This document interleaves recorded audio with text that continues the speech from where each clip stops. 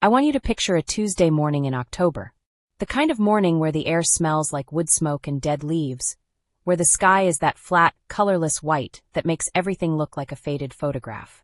I was standing at the kitchen sink washing a single coffee mug, watching my husband Raymond's silver Camry back out of the driveway.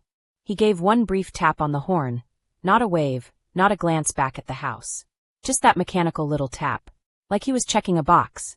I watched the car until it disappeared around the corner of Sycamore Lane. I was still watching the empty street when my daughter pressed her hand against the small of my back. Lily was 10 years old that October. Small for her age, with enormous dark eyes that always seemed to be processing information faster than her mouth could keep up with. She'd been standing behind me in her pajamas, and I hadn't even heard her come downstairs. "Mama," she said, and her voice was too quiet. Too careful. The voice she used when she was trying very hard not to upset me. I turned around. Her face was pale. Not the pale of a sick child, but the pale of a child who has been holding something heavy for a very long time and has finally decided to put it down. "We need to leave," she said. "Right now. While he's gone." I remember the exact physical sensation of those words hitting my chest. It wasn't fear. Not yet. It was something more confusing than fear. It was the strange vertigo of hearing someone else say out loud the thing you have been whispering to yourself in the dark at 2 a.m, telling yourself it isn't real. I almost laughed. I almost said, "Honey, what are you talking about?" I almost did what I had been doing for 4 years. Reach for the comfortable explanation, smooth it over, protect her from whatever I thought she didn't understand yet. But I looked at her face. And I did not laugh. "Lily," I said slowly, "why do you think we need to leave?" She looked at the front door. She looked at the driveway. She looked back at me. And then she said 6 words that stopped my heart completely. "Mom, I found where he hides it." I set the coffee mug down on the edge of the sink. Missed. It shattered on the tile floor. I didn't look at it. I couldn't look away from my daughter's face. "Found where he hides what, baby?" She took my hand with both of hers, a gesture she hadn't made since she was maybe 5 years old, and she said, "Come upstairs. I have to show you something. But we have to go after. We have to go today." I followed her up the stairs. And what she showed me in that back bedroom changed every single thing I thought I knew about the last 6 years of my life. Let me tell you about the back bedroom. Raymond had converted it into a home office about 3 years ago. Heavy oak desk, built-in bookshelves, a filing cabinet with a combination lock. There was a keypad on the door, the kind you see in corporate office buildings. He told me he needed it for work. He said he handled sensitive financial documents for clients, and that he had a professional obligation to keep that information secure. I believed him, because believing him was easier than asking the questions his answer made me want to ask. But Lily had found a way in. She'd been watching him for months. She told me this in a low, steady voice as she led me to the door, and something about her calm composure broke my heart into pieces I'm still finding. My 10-year-old had been conducting a quiet investigation of my husband, and I had not seen any of it happening. "He does the code when he thinks I'm not looking," she said. "But I practiced. I've been practicing." She punched in the 6-digit code without hesitating. The lock clicked. The door opened. The room smelled different from the rest of the house. Metallic somehow. Closed off. The desk was covered in papers, which wasn't unusual. The bookshelves held thick binders, which wasn't unusual. But Lily walked directly to the filing cabinet, crouched down, and pointed to the bottom drawer, which was pulled slightly open. "He was in a hurry this morning," she said. "He didn't close it all the way." I crouched beside her. Inside the bottom drawer, behind a row of hanging files, there was a dark green canvas bag. The kind with a zipper and a shoulder strap. I'd never seen it before. I pulled it out. It was heavy. I set it on the floor and unzipped it with hands that I was actively willing to stop trembling. Inside was a collection of things that individually might have meant nothing. But together they arranged themselves into a picture so clear and so terrible that I sat back on my heels and pressed both hands over my mouth. There were documents. 3 separate passports. None of them were Raymond's real name. There was a prepaid phone fully charged with a cracked screen. When I turned it on, and I don't know why I turned it on, instinct maybe, or something beyond instinct, there were 17 text messages from a number saved only as a letter. A single initial. D. I didn't read them. I should have read them. But I saw the last one, the most recent one, the one sent at 6:47 that morning, 11 minutes before Raymond left the house, and what it said made every drop of blood drain from my face. Today is the day. Make sure the house is empty by noon.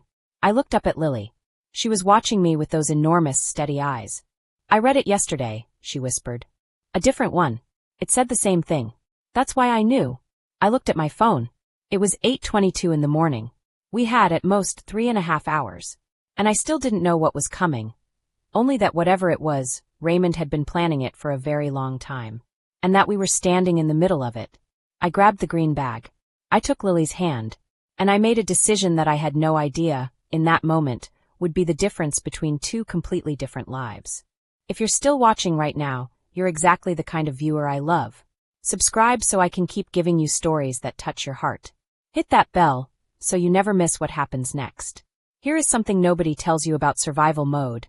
It is extraordinarily quiet inside. The panic that you imagine, the screaming, the hyperventilating, the paralysis, none of that arrived. What came instead was a kind of crystalline focus, as though every unnecessary thought had been swept cleanly aside, and what remained was only the list. The immediate, urgent life-organizing list. Get Lily dressed. Get the important documents from my own lockbox in the closet, my real documents, not Raymond's fakes. Get the go bag. Yes, I had one. That is something I'll explain in a moment. I want to slow down here and tell you about the go bag because it matters. About 18 months before this morning, I had woken up from a dream that I couldn't remember.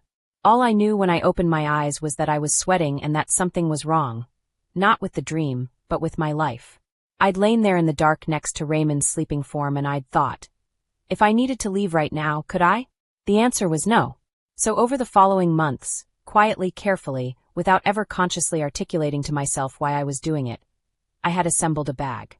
Emergency cash, $2,000 in small bills. Copies of mine and Lily's birth certificates and social security cards. A written list of phone numbers I'd memorized. A prepaid credit card. 2 changes of clothes for each of us. Our medical information. I had told myself it was for emergencies. Natural disasters. Power outages. I had never once, not in 18 months, let myself say the real reason. I pulled it from the back of my closet in under 30 seconds. Lily was already dressed when I came out of the bedroom.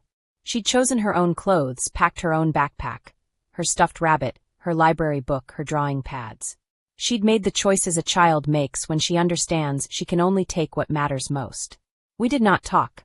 We moved through the house in a kind of organized silence, and I was almost to the front door when something made me stop. I turned back to the kitchen. I don't know why. Some instinct, some pull. I walked to the kitchen counter where Raymond had left his tablet that morning. He'd been in a hurry and he'd forgotten it. The screen was dark.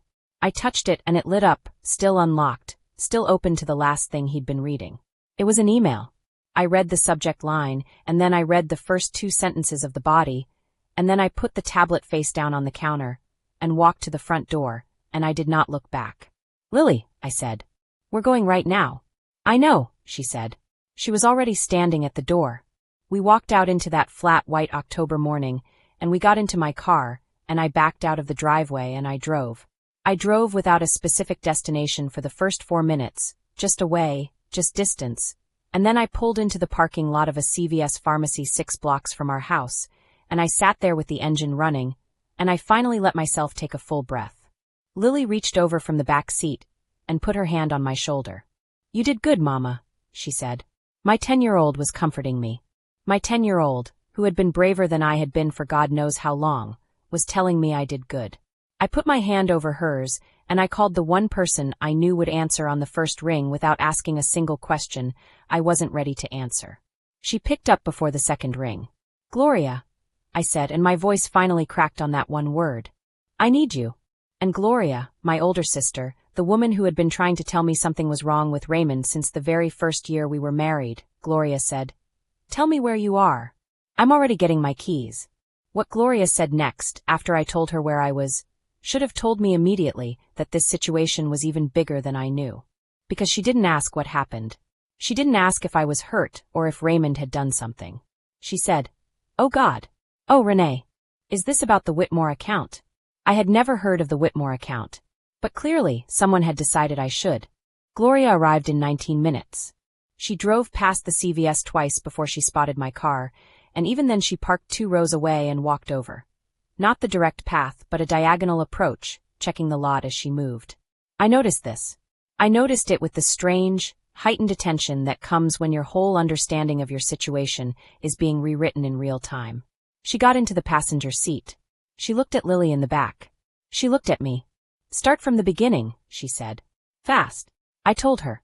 The text message on the prepaid phone. Make sure the house is empty by noon. The 3 passports with false names. The email on the tablet that I had read the first 2 sentences of, and then put face down because I wasn't ready. What did the email say? Gloria asked.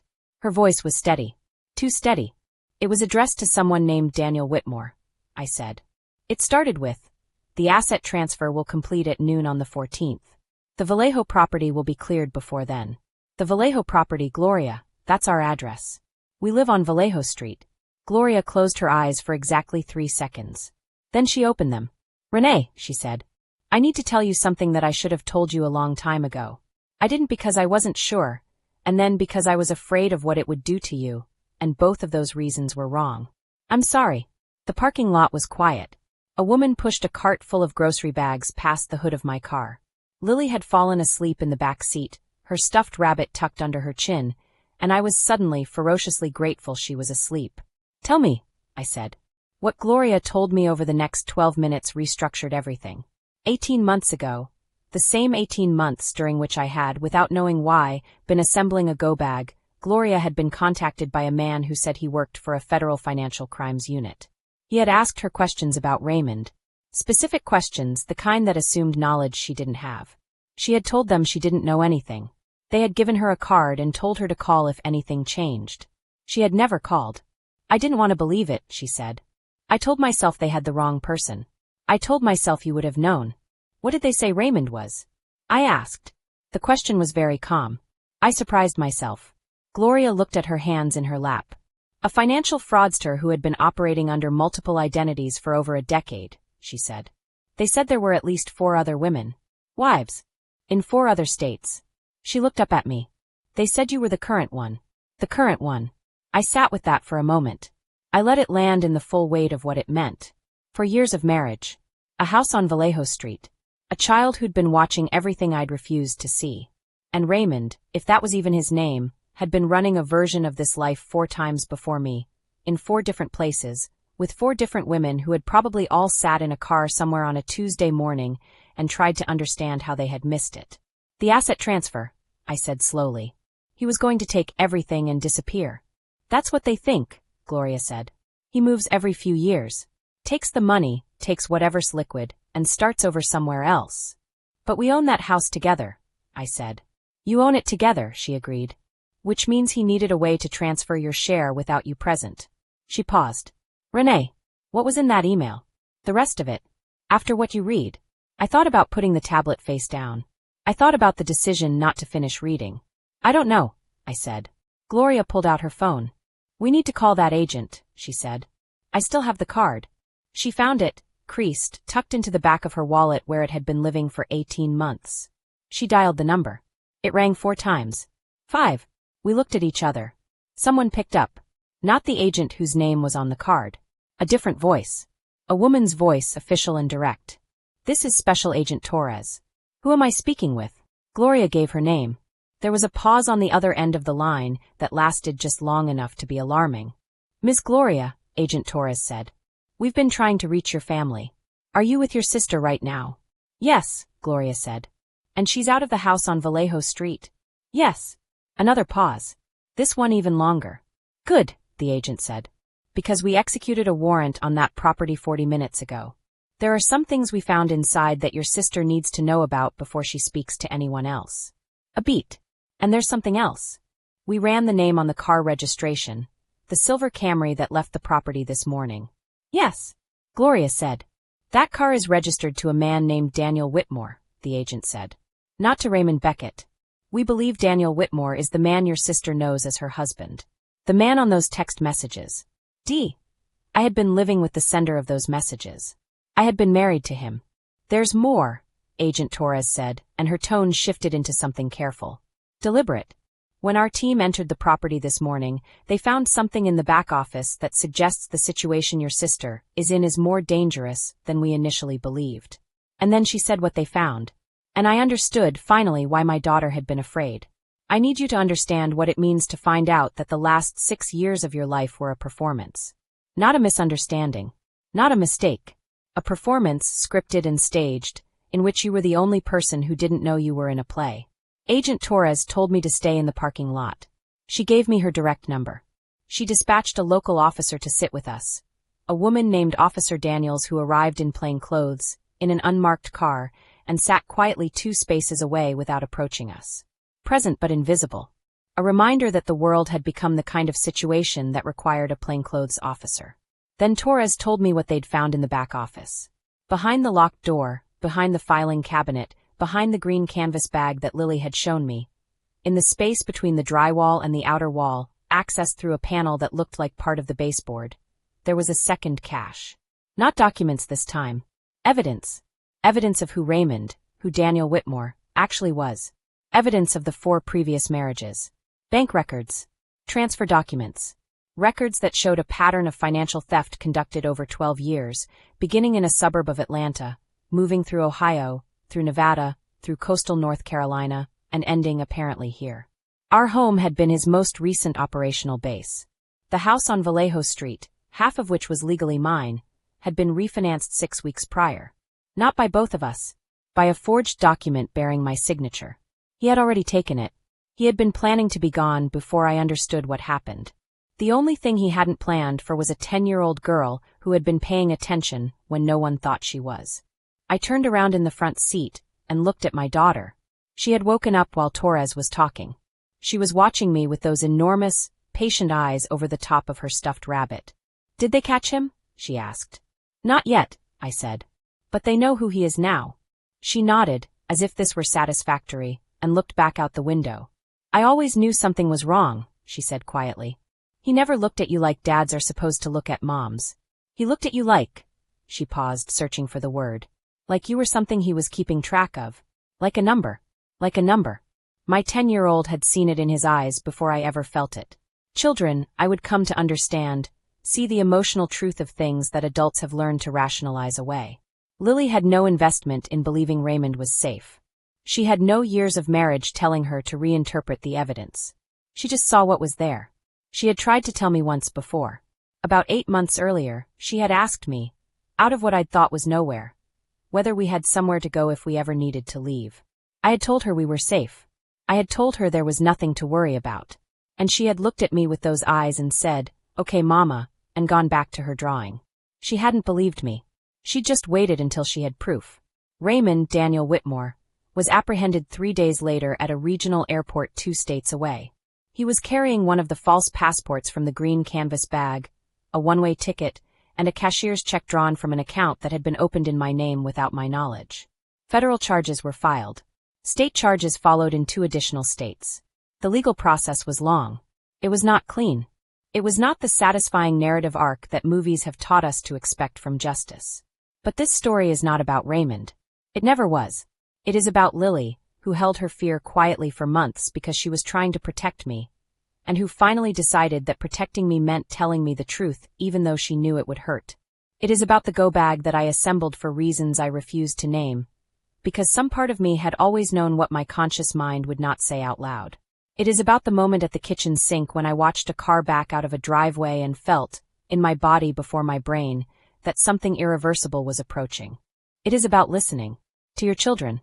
To the small, persistent voice inside you that keeps asking the question you keep refusing to answer.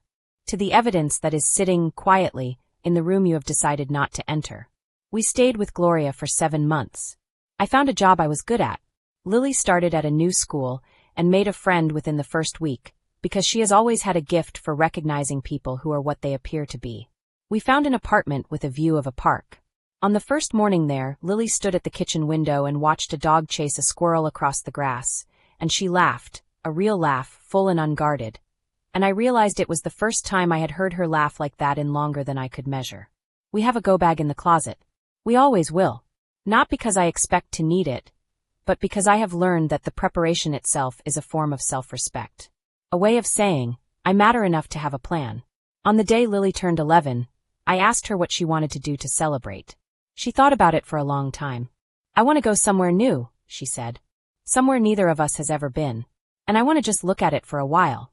So we drove 2 hours to a lake we'd never seen. We sat on the bank and looked at the water, and didn't say anything for a long time. The sky was enormous. The trees were red and gold at their edges. Something about it felt like breathing out after a very long time of holding your breath. Mama, Lily said eventually. Yeah, baby. She leaned against my shoulder. I think we're going to be okay. I put my arm around her, and I looked at that lake, and I thought about all the mornings we still had ahead of us. Ordinary mornings. Safe mornings. Mornings where no car backed out of a driveway carrying something hidden. Yeah, I said. I think we are too.